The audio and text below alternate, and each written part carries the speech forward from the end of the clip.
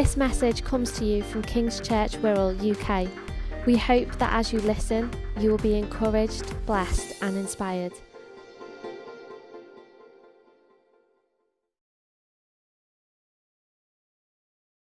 Hi everyone, I hope you're doing well and managing in the current situation with COVID-19. Today I will be continuing the series on What Did Jesus Say with What Did Jesus Say About Serving? And like so many of these topics, you could do a whole series on each one, so I will barely be scratching the surface on this one.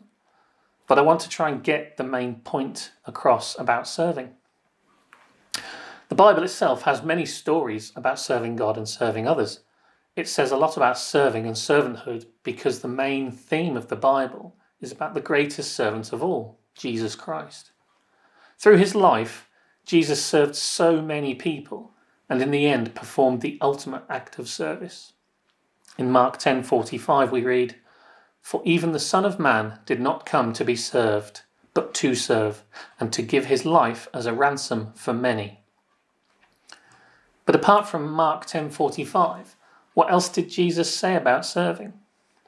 Well, I wanted to mainly focus on the following passage from the Last Supper in John 13:1. It was just before the Passover festival. Jesus knew that the hour had come for him to leave this world and go to the Father. Having loved his own who were in the world, he loved them to the end. The evening meal was in progress, and the devil had already prompted Judas, the son of Simon Iscariot, to betray Jesus. Jesus knew that the Father had put all things under his power, and that he had come from God and was returning to God. So he got up from the meal, took off his outer clothing, and wrapped a towel around his waist. After that, he poured water into a basin and began to wash his disciples' feet, drying them with the towel that was wrapped around them.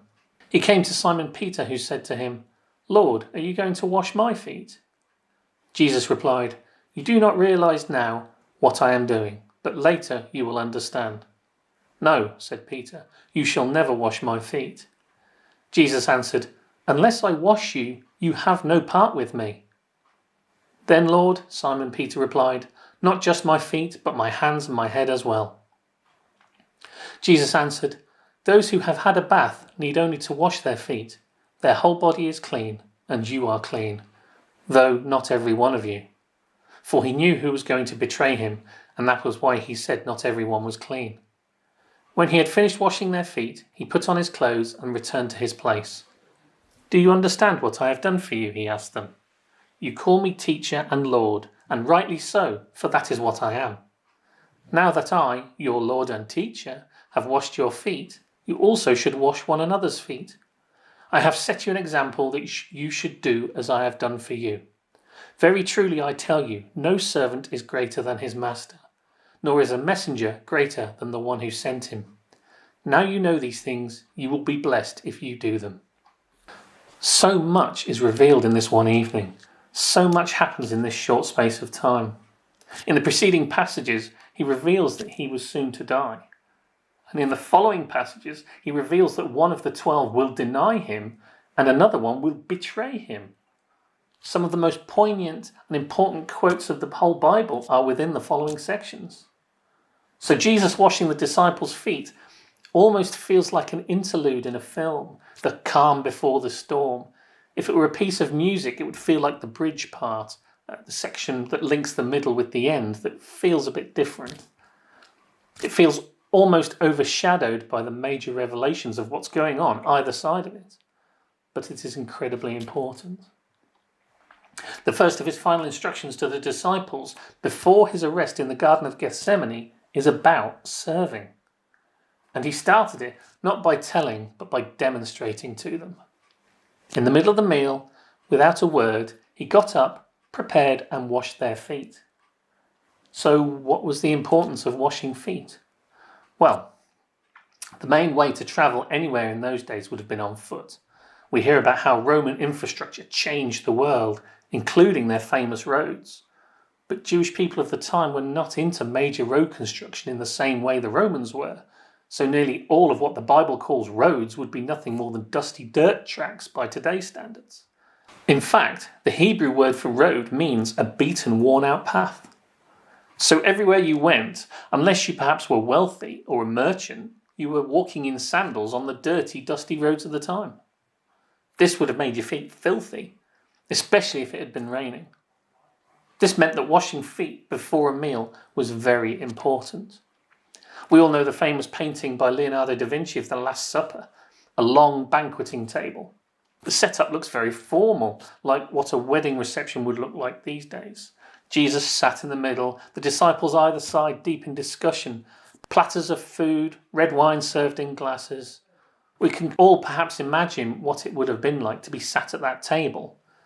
Well, the layout could not be further from the reality of what dining in first century Jerusalem would have been like. Jesus and the disciples would more than likely have been sat around what was called a triclinium, which in Greek means 3 couches. The basic shape being 3 very low lounging areas arranged in a U-shaped formation, sometimes around a table. Sometimes no more than just an animal hide or thick fabric laid on the ground itself, depending on how wealthy you were. It would have looked like a much more casual setting than what Da Vinci depicted. The diners would have been reclining, almost laying down, in a similar way to how we may lay on a sun lounger today, with cushions arranged on a raised floor around the table, and their feet facing out. So as you can imagine, along with making the cushions dirty, people's feet would have been very much on display. And that makes sense when we come back to Jesus washing the disciples' feet. Jesus didn't speak at all until he got to Peter. So he wasn't going to each disciple in turn asking, "Could you just move your chair back for me?" and then wash their feet. It would have been much easier to wash their feet in silence while they are lounging around a triclinium than if everyone was sat on chairs at a table with their legs tucked under it. Now, as per tradition, the disciples' feet would have already been cleaned by the servant when they entered the upper room, but Jesus washed their feet anyway. The teacher was teaching and demonstrating to them, and that is an important distinction. He even emphasized that point with the disciples.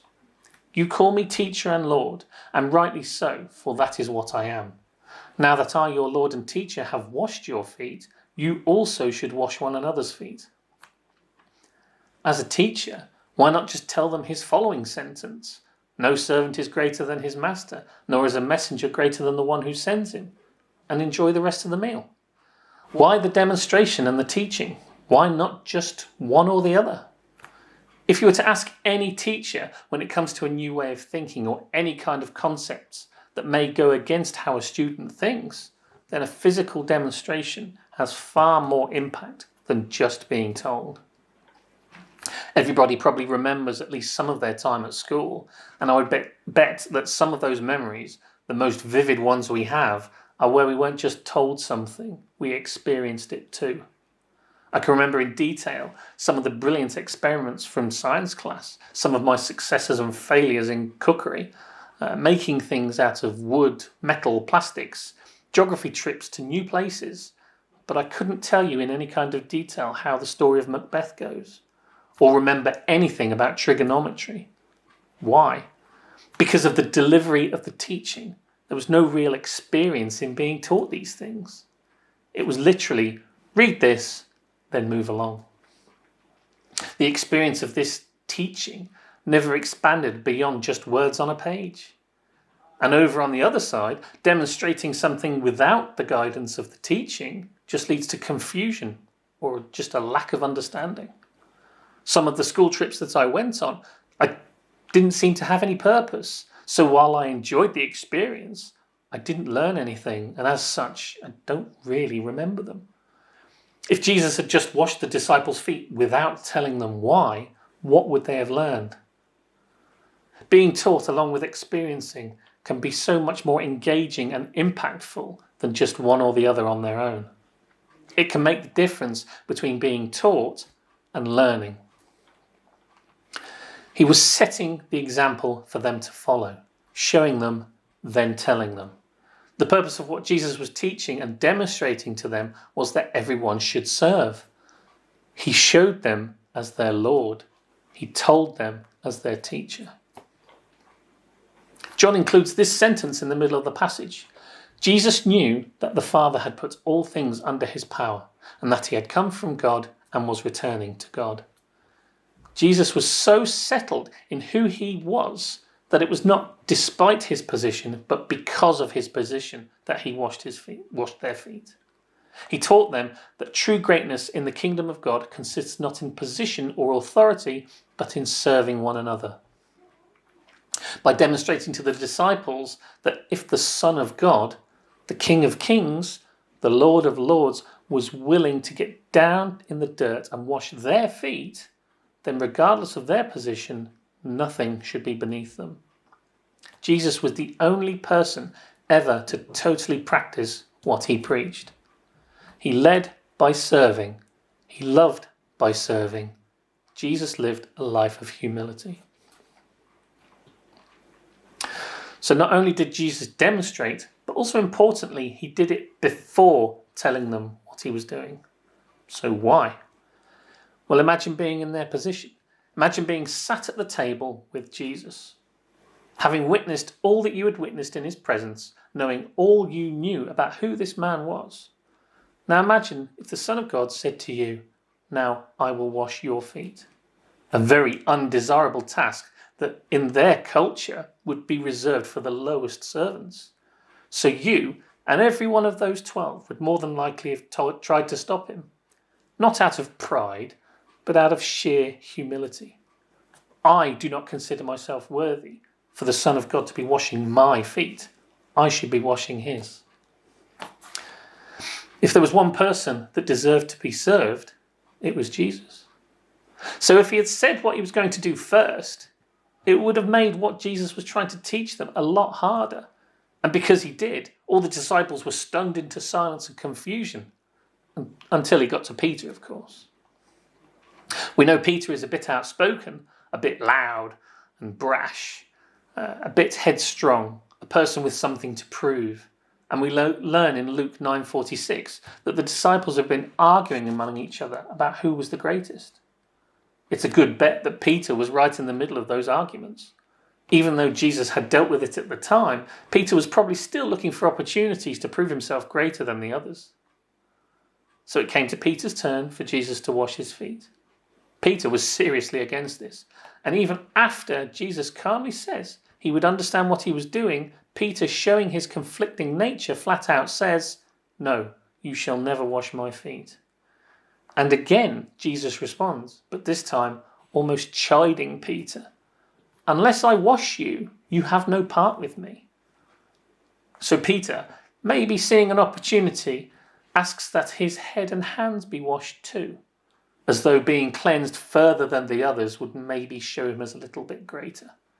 And Jesus finally answers Peter, "Those who have had a bath need only to wash their feet.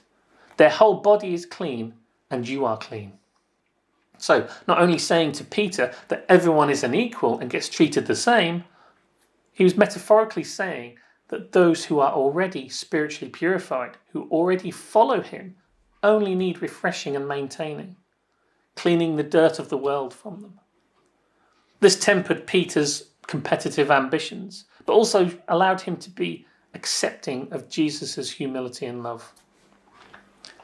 There's possibly another reason as to why Jesus demonstrated first before saying something. For those within the church who have been on the receiving end of a kindness or a blessing from another member, but one that has been done anonymously, may wonder as to why someone would want to remain anonymous. As someone who's been on the receiving end of anonymous kindness from within the church when it was needed the most, I found it a little saddening that this anonymity meant I could not show my thanks and gratitude to this person. But there are reasons for this. Matthew 6:1. "Be careful not to practice your righteousness in front of others, to be seen by them. If you do, you will have no reward from your Father." We are being taught that not only should we serve, but we should serve quietly, humbly, and not for any reason other than to serve and to follow Jesus' example. Serving is not an honoured position. We shouldn't serve to receive praise. We shouldn't serve to receive something in return. We shouldn't make a big deal about helping someone, because that is not what Jesus did, nor what he said for us to do. It is about being humble. And anonymity is a great way of achieving this.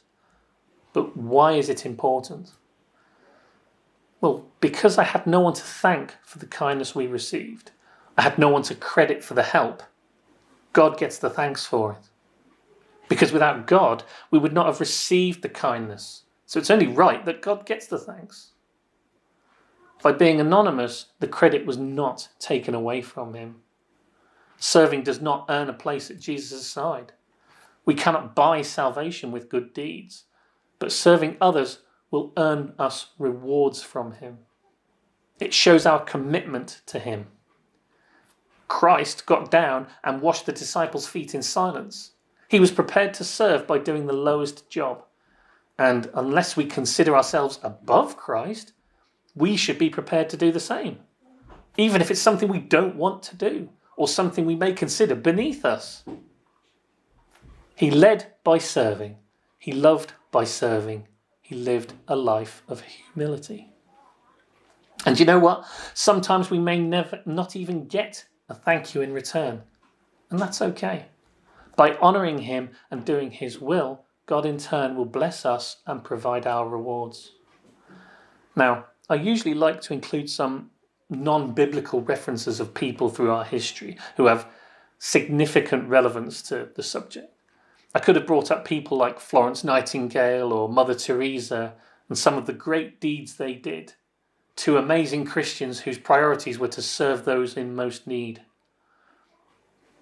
But in dedication to serving, there is no parallel. No one has come close to serving on the same level as Jesus, who made the ultimate sacrifice for you and me, the ultimate service to us.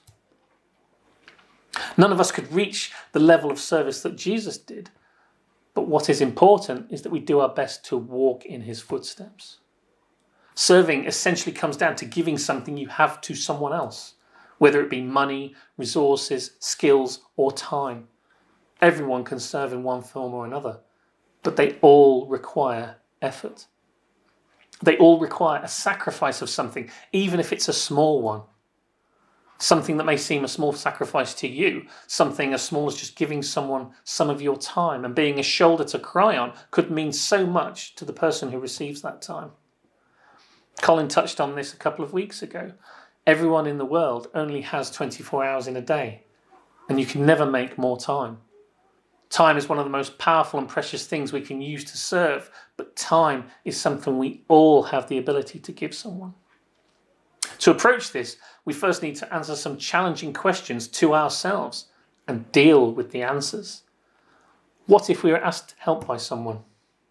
Pretty easy answer for most, I'm sure. But what if it was a job we weren't particularly keen on doing?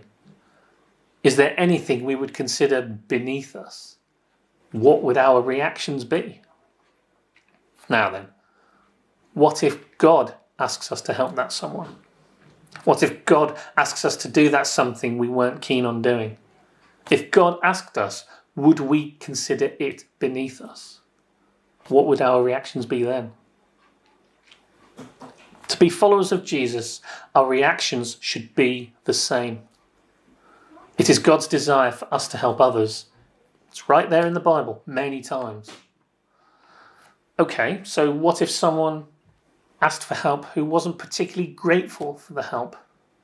Well, in Luke 17, Jesus healed 10 lepers. Of the 10 lepers he healed, only one came back to thank him and praise God. And there was probably more occasions where that happened. But that didn't stop Jesus. He didn't decide to stop serving people. He served wherever he was needed, regardless of the response. And so must we. He says in Mark 10 that in our daily lives we should make our own interests secondary to the interests and needs of others. Our desire should be that we are constantly trying to meet the needs of others through our talents, gifts, and abilities. It's not just about serving on a Sunday or a couple of hours a week here or there. It is about a whole lifestyle change where every aspect of our lives is an attempt to serve others in one way or another. And this all goes back to the point about why Jesus demonstrated to the disciples rather than just telling them. You can be taught something, but learn nothing. Reading the Bible is just the same. We can read what Jesus said and then say, yes, that sounds good. Then close it and carry on exactly as we did before. It taught us something, but unless we act and experience what it teaches us, we learn nothing. As anyone who's tried to build a Lego set can tell you, sometimes these sets can have hundreds of little tiny pieces that all fit together in a certain way. And without that manual telling you how to do it, you have no chance of getting it right. Trying to build a large Lego set without the manual is a very frustrating experience. You get angry, fed up, and in the end, give up. The Bible is our instruction manual and guide for our acts and experiences. Not just to read about other people's experiences nearly 2,000 years ago. Not just words on a page. Not just a book of text to sit on the shelf. If we do nice things because they're a nice thing to do, if we do nice things without the Bible, if we are doing these things without honouring God, then we are just trying to build a Lego set without the manual. If we read the Bible and don't follow or act on what it is trying to tell us, then we're just reading the Lego manual saying how nice it must be when it's built. Doing either on their own, then we aren't really following Jesus. We're not learning. We need both. We should be acting, experiencing, and learning from what Jesus said and did. We should lead by serving. We should love by serving. We should live a life of humility in honour to God. Take care, and thanks for watching.